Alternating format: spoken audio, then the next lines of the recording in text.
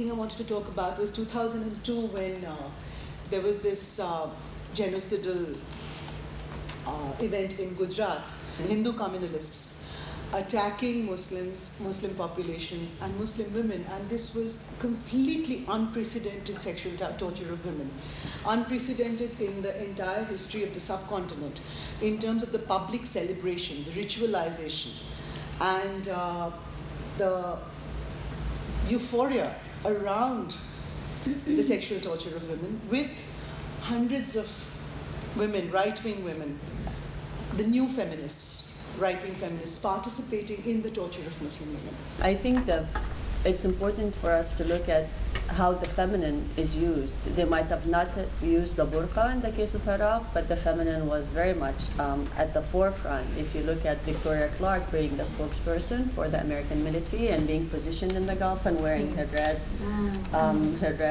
the thumb, and how it was used, the woman who sat at the balcony when Bush gave the speech after the elections. I mean, this is all about, you know, what happens to women after quote-unquote liberation. So, and then the third example that's worth, if you look at who was the spokesperson for the Israeli military, Miri Issim, I mean, how the feminine is used, how motherhood is used in these contexts is really crucial, and I think it's important for us to think also of ways to respond to it, because I think it turns even feminist questions on their head in terms of, you know, taking it and using it for militarized purposes. And this relates to the point that Jean mentioned actually earlier in regard to empowerment that could come, empowerment for women that could come in context of war.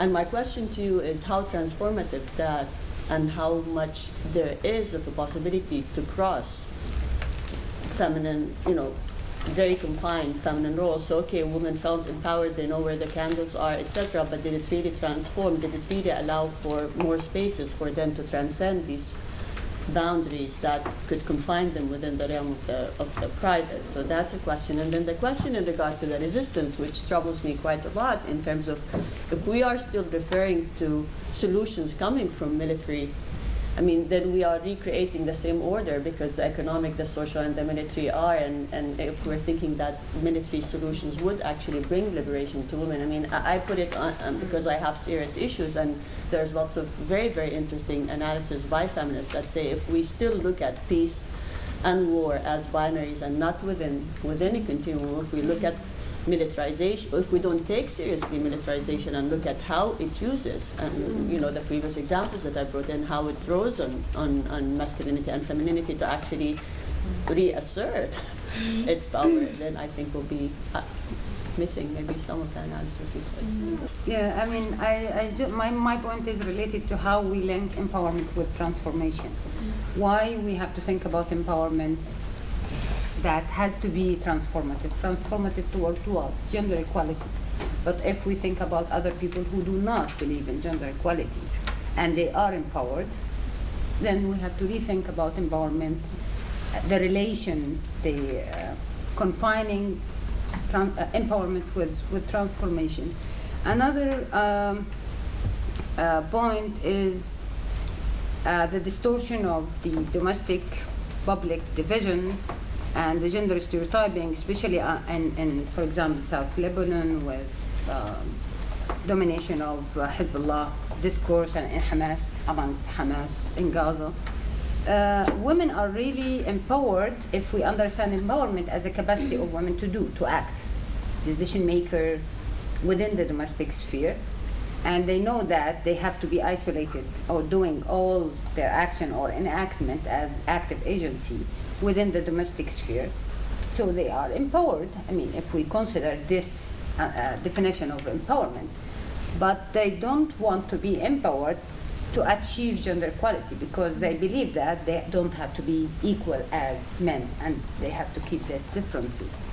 And gender stereotyping is not anymore existed because women, even amongst Islamists or amongst activists in Islamist movement like Hamas, they have a very strong position in politics, and they participating in public, and they become more publicized rather than domesticated within the Islamist discourse.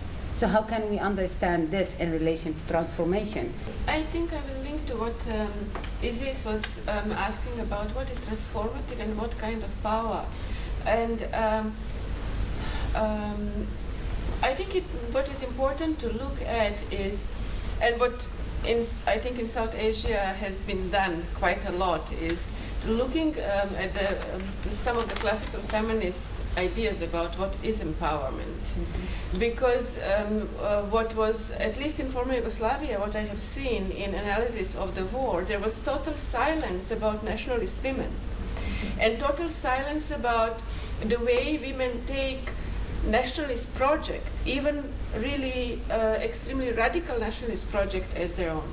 And it may not be a kind of feminist, emancipatory, liberatory empowerment, but I would still hesitate not to say that it is empowerment. I think there is a huge amount of empowerment and power in assuming all kind of positions within the nationalist movement, and I think that that's a really tricky issue to deal with. And in ex-Yugoslav feminism, the way to deal with it was basically to tell that women are traditional and patriarchal, those who take nationalism.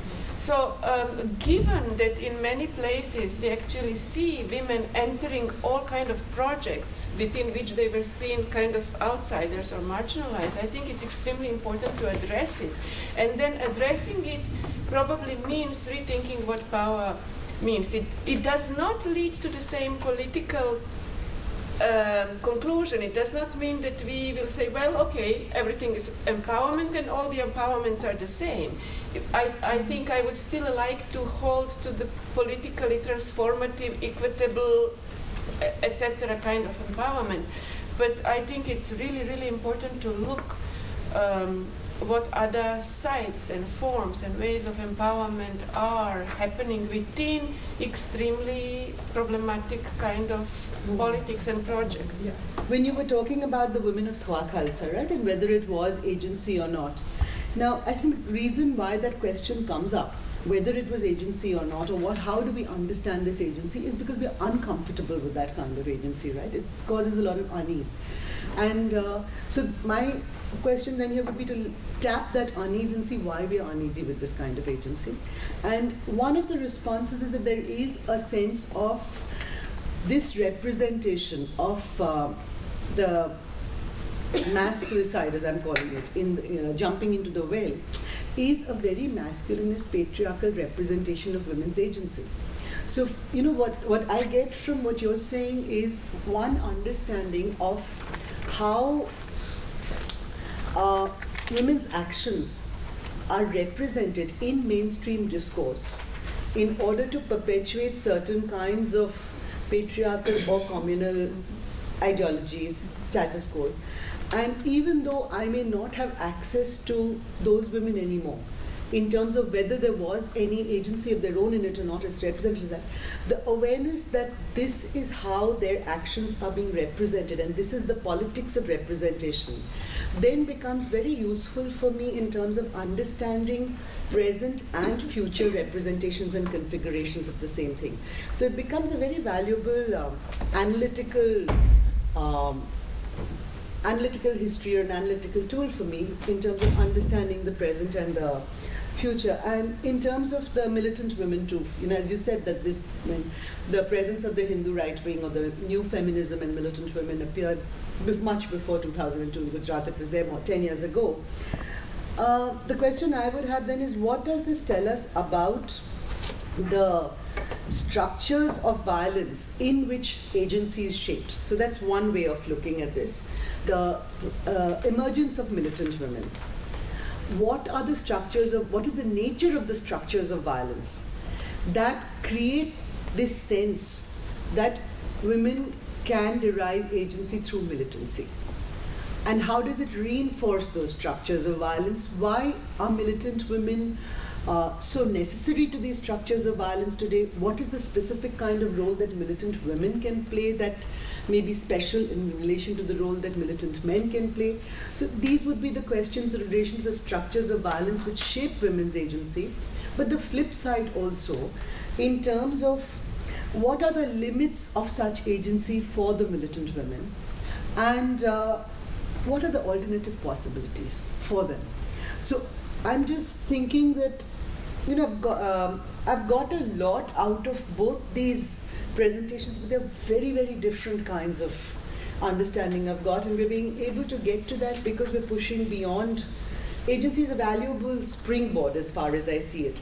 One has to enter the text or begin to look at, have some way of beginning to understand situations in which women are active. So agency is very useful for me in that context. But how do I go? That's just the first step. And then where do we go? So I think where do we go are the questions that come from within the context itself, whereas this becomes a common tool to step into it. I think the gap in my research is that I couldn't find a space to talk about the Islamization of women's exercise of agency as a reflection of the domination of the Islamist discourse. But what can I say? That the Islamist discourse, and I don't know how to present it in empirical analysis, but I'm thinking about it. Maybe Rima or Nahda or Nazira think with me about it. But I think the Islamist discourse, what you call it in English, mercify, rahamat, is a mercy.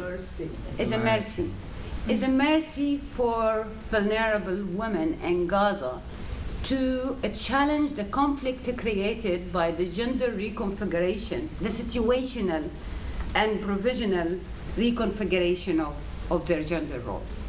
Can you Otherwise, explain this a little? So when they feel attracted to the Islamist discourse, to the faith, Islamist faith, of course I'm not ignoring the situational actions that is related to have access to material benefits.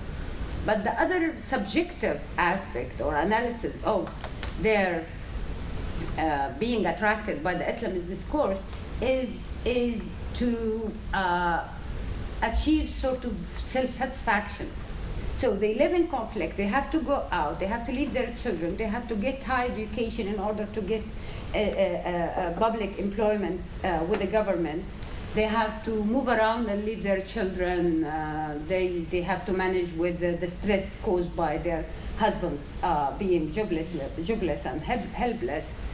So when they couldn't find a material alternative, so they find it much easier and much emotionally supportive and spiritually supportive to get involved in the Islamist movement or being part of Hamas or practicing Islam and faith and piety.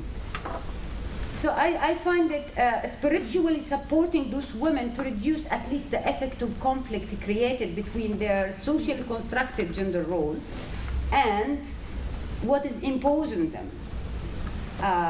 The gender reconfiguration that dehumiliating women, because they have to go out to look for coupons, to look for food for their children. So this is a humiliation for those women. So in order to reduce the stress created from this gender reconfiguration, they got this spiritual support by being part of Hamas or supporting. So the coupons are from aid organizations or from government? Hamas, from UNRWA, from charity, the whole. but basically international agencies provide. But she's differentiating between the coupons or going to the religious organizations. Part of the main motive is to get coupons. So for women to get coupons, they have to attend lectures, religious activities, they have to go to the mosques, and to follow and to mobilize for the Islamist discourse. Some of them are working as preachers, and I think Nahda did something about the preachers. But they now, it becomes part of their culture. They now talking about it. They are empowered through the mobilizing of the Islamist discourse. They feel very much empowered, very much satisfied with what they are doing. And the Islamist leaders and intellectuals, if they have, I believe that they have intellectuals, they utilize this action and reaction of women in a very deliberate way. Exactly. Yeah. This is so true, actually. Yeah, this is the reality in Gaza. I have felt for many, many years that a lot of feminist thought in our part of the world is looking towards the West, is looking towards Britain and France and the US and so on, and always with the anti-colonial thing in the background. So kind of self-defeating sort of quarrel with our past. Whereas we have very rarely looked at the East. In Palestine, we were always working in a nationalism framework. I think, as Niloufar and Darinu talking in their cases, it was always about gender and nationalism. And at some point, those tools became way too limited. But a lot of the, then you start going out and trying to find some other frameworks. A lot of what was out there really just wasn't very applicable. It's very important to recognize also women's resistance on many levels in Iraq, including the armed resistance, because this is really not heard of, not many people write about it. It's engrossed within the media of suicide bombers, of terrorists, of all these terms which being sprung in our faces daily in a way that we almost in a coma now. We repeat without realizing the meaning of these terms and the brands. We be labeled, we repeat it without realizing the real meanings of it or without even questioning. In order to understand agency, you have to understand very, very clearly the kind of structures of violence and domination in which it is being expressed, because it shapes it very, very profoundly. And so agency is survival, is daily survival in the Palestinian case, where normal life is basically turned into a form of oppression and violence. Trying to have a normal life, trying to survive, building a small garden becomes an expression of agency. For me, it takes me back also to the issue of agency, the dark side of agency, as you were talking about, in Sri Lanka, where we've had numerous successive suicide bombings by women. And this has raised the issue of women's agency in the dark side, as it were, and also the fact that nationalist conflicts give legitimacy to this dark side of agency. I think we need to sort of differentiate in some ways between agency that takes place in situations of extreme terror, agency in the space of terror, as it were, and then in much more sort of what might be less terrorizing situations. But I think also sometimes we tend to look at one side of the issue. And listening to Naja's presentation, I was thinking that, and it has been the case that I've seen it in Sri Lanka as well, that the terrorizers, those who terrorize, are also terrorized. So that, for instance, this was something that I came across when I was doing field work in the Eastern Province in Trincomalee, which is one of the districts that have been most contested. And the driver who was taking me actually told me that he was in one of these coordinate search operations where the military comes into the community and brings with them a hooded informant, an informant who will identify who belongs to the other to the LTT or whichever terrorist group. And this hooded informant sort of brings terror into the hearts of people when they see it. And it slipped one day, the hood slipped, and he saw that the informant was crying, as it were. There's a name for it, the Gonibela, which is this, it's a kind of, it's a strange figure, as it were. But I think we need to kind of recognize, to kind of displace sometimes the sort of anxiety and the sort of violence, as it were, and to look at why it is that not just one community has, because there is a tendency, and this I also saw in Sri Lanka, that each community feels that it has a monopoly on suffering, and that however there may be a sort of disproportionality in that perception, but I think we need to look at the way in which fear, terror, violence becomes a sort of circle that encompasses both the terrorizer and the terrorist and those who are terrorized. And in recognizing this, the dark side of violence, as it were. The other thing is that, yeah, women's the sort of agency or the dark side of agency, as it were, brings us to the fact that it problematizes this notion that women are, more inclined to peacefulness and all of that. But it also, I think, for me as an anthropologist, I've always had this sense that the feminist view, in some ways, we all share a sort of liberal humanist approach. And as long as we fail to kind of, or don't quite give culture its due place in our analysis, that agency is always already culturally structured, and therefore we need to sort of understand why it is that people are, for instance, the women who threw themselves into the well, enacting for them what was a sort of a cultural script of agency. But we, from our liberal humanist perspectives, which is universalizing and, in a sense, totalizing, does not enable us to get into that world, as it were. And so for me, I've always felt this tension between cultural relativism on the one hand, which can be problematic if you take it to an extreme, and the sort of liberal humanist view, I think, which we generally share. And so we have a problem with recognizing the agency or the negative agency or the dark side of agency, as it were.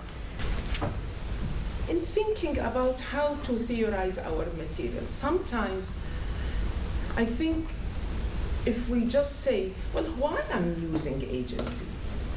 Anyway, why I'm using agency? If it doesn't help, if it keeps me always, in this kind of trap, either or, get away with it and find some other useful tools to make our theorizing and analysis possible. Because if we keep in that, we will, I think, we won't go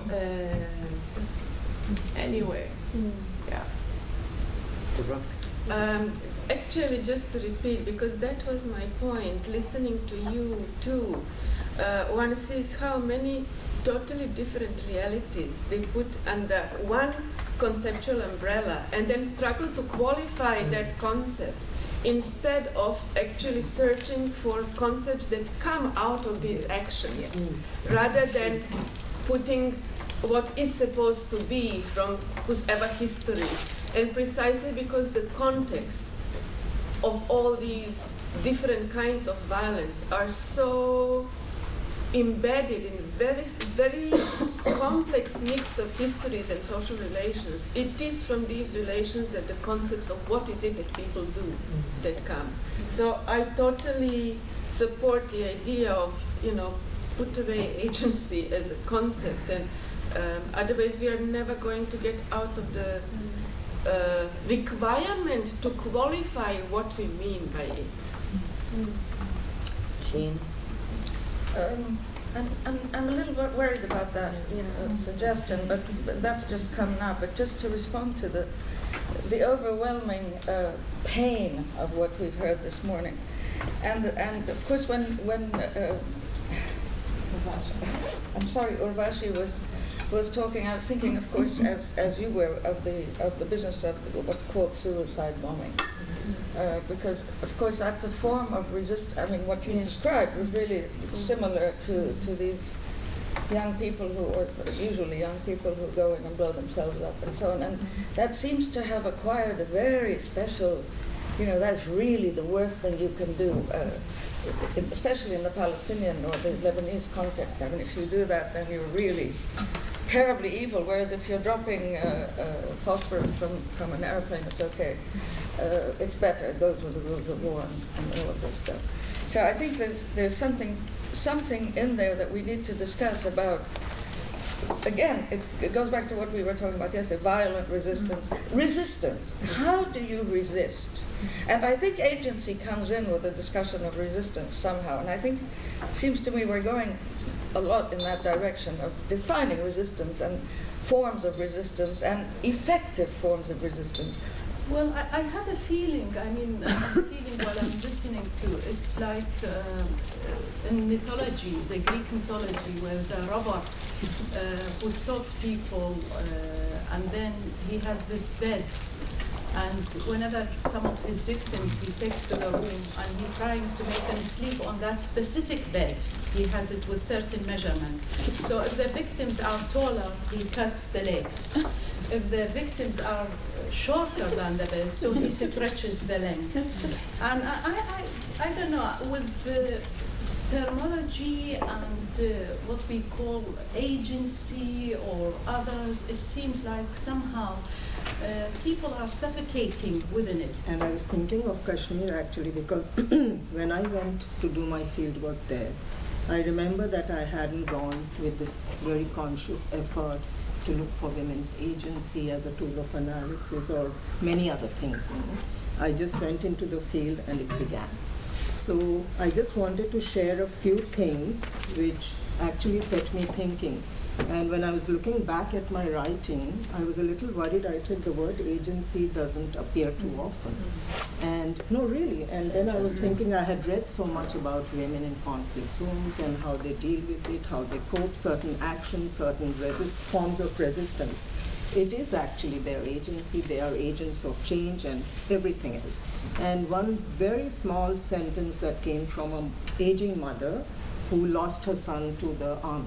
They abducted him when he was a school kid. He had just come from school and they mistook him for a militant because he shared the same name with the militant in the locality. And he was picked up and gone, and today it's 20 years and she doesn't know anything about him. Until then, she was at home. She had never crossed the threshold of her home. And when I was interviewing her the first time, she started crying, but she told the whole story. And one of the things I just asked her, because it's a mighty state and there are so many guns, so are you afraid? And she just looked at me, she said, I lost my fear along with my son. Mm-hmm. And to me, I think it was so moving actually. And then she told me that I had three choices maybe. One, that I could go mad, kill myself. The other was I could pick up a gun, kill those military guys. The third was, which I chose, is to go out and struggle and hold this state and the military accountable. When I began to write again, I was reading all this that I had written earlier. And then I said, yeah, it doesn't matter to me if I'm using that word as often or not, but it's my own way of actually interpreting something that happened. I think that I need to explain myself more when I talk about agency. In what I have learned from the women that I worked with, and what I call agency is a political action. It's a political action, so when you say why agency, it's like I jump. It's hard for me. And I'll tell you why. I think that so far, every time, and I look at our case study, so far either we're terrorists or we're victims. And all of a sudden this power that was never acknowledged, standing in line, being able to pass through, passing your dead son underneath it in order to pass. These are acts that should be given a voice, a power, and a political action. My book starts there, my book continues there, my book finishes there. I think that agency to me is a clear political action, acknowledging and recognizing and seeing, because we were talking about invisibility. Mm-hmm. The invisibility of women's powers. The small thing that it's not about like the tools of the masters. No, they're creating their own tools. They are creating their own tools, and we need to start seeing those tools, hearing those tools, and not fearing them, and not being worried, and not like reproducing this fear that is. So it's. This is why, you know, if I'll start with your point, Kavita. Where does it take us, and what about our local resources? Well, they use the local resources, they create new resources, they innovate new things. And I've seen young girls that wanted to pass the wall, the Israeli separation wall, that in order for them to pass, and be able to confront the soldiers, because I was standing there with my Salpi, my youngest daughter, and I was like doing some observation on what is going on in those small, tiny places where the girls needs to pass. And one of them said, "But why do you feel bad? Why are you looking like this? You want to see how we pass?" And the way they passed, they started like this, and it bothered the soldiers, so they passed. So every day they do it. So if we are not writing this, we are not acknowledging this, we are not giving it a voice, I know that the cookbooks of the West do not apply. And I don't care about the feminists of the West. You know, they can go to hell with their ideologies. What counts is the ideology that is raised by those women with the tiny, small, important things. I call it agency because it is. It comes from their dafi'iyya, from their power, from their way of looking at it, that really should be given a voice. And what I get out of it is that in my writing, and this is one way of my resistance, is that I bring it to the forefront and tell them this is one of the ways of saying no to militarization, no to occupation. So to me, agency is and then when I look at your point, Nahda, if we do not call it agency, what should we call it? And as if I'm struggling with it, why name it? And it's a tool of analysis. Well, I'm not talking about it as a tool of analysis. Yes, it is.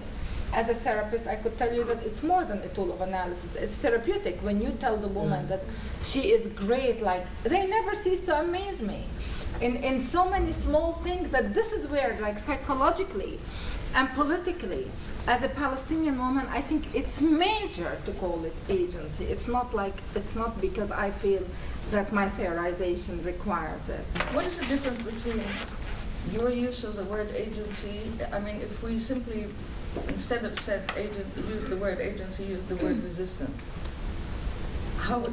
What is the difference between those two? Say something? Yeah. Because Nadra and I work in sort of similar veins, but doing different things. In my work, I ended up going to the concept of agency because resistance was somehow not exactly what was going on. Resistance in the way that we'd known it as being something which was a collective, organized, out there project, right? We still have resistance. I'll be talking about checkpoints in the afternoon. Peaceful marches at checkpoints, right? Resistance. Stone throwing at checkpoints, resistance. But there's this other way in which those kinds of resistances, the space for them was swallowed by really, you know, this whole machinery of domination that is, you know, that Israel has developed over the last 8 years. And so all of those spaces of organized, conventional forms of operating, including peaceful demonstrations, that space was taken away. That space was taken away. And so what you start getting is exactly what Nadra is talking about. You know, I have, you know, checkpoints also have all of these sort of micro strategies of people refusing humiliation, refusing victimization, refusing to normalize the checkpoints, all of these individual strategies of trying to resist what is being done to you. But sort of conceptually, somehow using those same resistance words did not give it its specific character and did not point to the fact that what we used to know as resistance and could do as resistance, as I said, that field was really, really collapsed by the nature of the dominating. I really feel that that resistance is a much more reflective of the conditions that you're describing, because it is a way to create new forms of resistance and take away the domination of the resistance, capital R, to which you're supposed to belong. So what excites me the most about these forums of cross-regional dialogue is the commonality of act of resistance, agency, whatever you label it, that Nadra, Arvashi, and everybody alluded to. I would like to address one aspect of peaceful resistance that was brought up in Arvashi's presentation, women in their 70s stripping naked to confront militarized conflicts. And I'm writing a piece now called The Curse of Nakedness in Africa. And in many African, or in some African communities, it is considered as a curse for an elderly woman to strip naked in front of military soldiers. And the logic behind that is by stripping naked, and particularly for elderly women, she's saying that I give you life. She's saying to her sons and the sons of other women, I gave you life, and now by this strong act, I'm revoking your life. I'm cursing you. And this has been used historically during colonial times to confront militaries. It's interesting that it has been invoked now by peace activists as a tool of resistance in post-conflict situations. One of the famous aspects of this is the Liberian women who threatened, they didn't do it, but they threatened to strip naked in Sierra Leone to force Chavez Taylor's regime and the militias to sign the peace agreement. They said that if you don't sign the peace agreement now, and they have been demonstrating in front of the hotels where this comprehensive peace agreement was negotiated, if you don't do that now, we'll strip naked. And that was a force enough to force them to come together and sign that peace agreement. That was actually showed in a documentary called Pray the Devil Back to Hell that was just released a few months ago. So part of my struggle with the curse of nakedness, that it has historically and currently used as a force or as a form of resistance, it again reminds us with the ways that women's bodies have been used and abused during times of wars and during times of peace. And how could you reconcile that? It has been a powerful one, and as I'm writing my piece, I don't know what I'm getting into, because it's again these very schizophrenic and contradictory acts of powerful resistance. Working with refugees, what I see is that victimhood and agency are often part of the same, meaning we're talking about sometimes the same women and men. The refugee discourse always uses protection mandates or language of protection. So you're protecting people, right, in camps. And in that way, I guess agency is really problematic. But in the other way, the groups, the refugee groups, they are important political actors in camps and beyond the national borders. So in that way, I think victimhood and agency are very much, meaning they are very much linked. So somebody who's victim can be also an agent. So we don't really have to see those as separate points. And the last point, and Urvashi writes about it many, many times, and I'd really like to hear more in terms of that, is that so resistance, sometimes silence is also used as resistance, right? Like in domestic violence case, meaning you choose to be silent. But the way we always talk about giving voice to women who are not talking. But then women are using silence as a particular way, and so you have written a lot about that. So I think we also need to think about that, the different ways of thinking about resistance. It doesn't always have to be the public one or the vocal one. Yes. Rima, I'd just like to ask a question just to understand what Nadira wanted to say, because you present agency that means women's high level of endurance of pain. And I'm afraid that if we present agency, women's agency, and I'm very much experienced about how much pain that women endure in order to be perceived as agency. It's like feminist scholars trying to romanticize the exercise of agency. I mean, how much hard for those women to endure the misery, the pain, the hardship of the daily life, and we present them as an agency, as a synonym, the same meaning of power. and power in order to survive, in order to manage with this high level of pain, not to resist the prevailing system. To what extent, what are the measures we have that women's exercise of agency make really resisting the prevailing system, the occupation?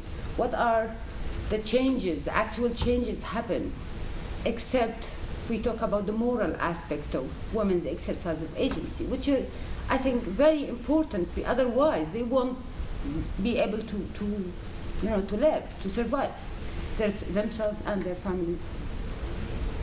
One thing, I keep going back to social science conceptualization, because these are our tools. Without them, we cannot understand, analyze what we have.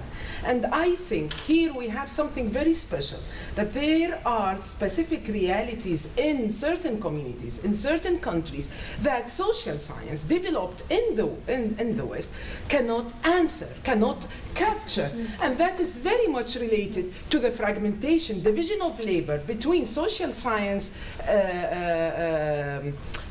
disciplines that cannot take into consideration these, what you described. And what you described is something that cannot be fragmented into, here we have gender and there we have resistance. I think and that's why I'm very frustrated with the wealth, the richness of what you were describing, and the very limited, narrow tools that are developed in totally different concepts, contexts, I mean.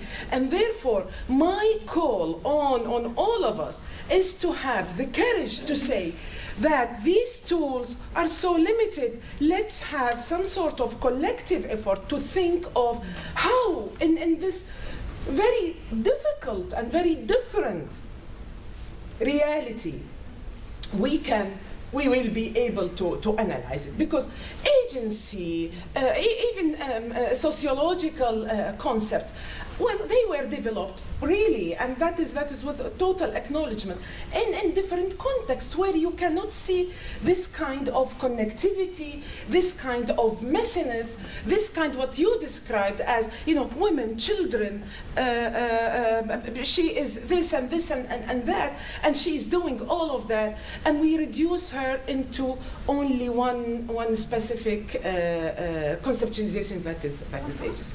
And that's why, I love what you present, but I think the framework is so limited to analyze the wealth of your material. Well,